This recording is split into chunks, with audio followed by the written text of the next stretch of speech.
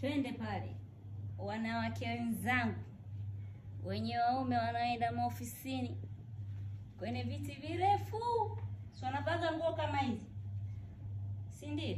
Mnajua kupasi au ndo Juma Abdalla peleka kwa Dobi nguo ya mumeo unatakiwa ipige pasi, na pasi inapigwa hivi.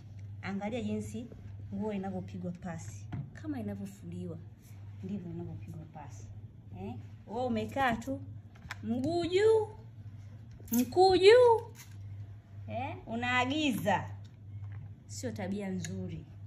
Au umeshapaka Carolite, unajisugua sugua. Ukatazu kupaka Carolite, lakini je, umefanya shughuli za nyumbani zimeisha?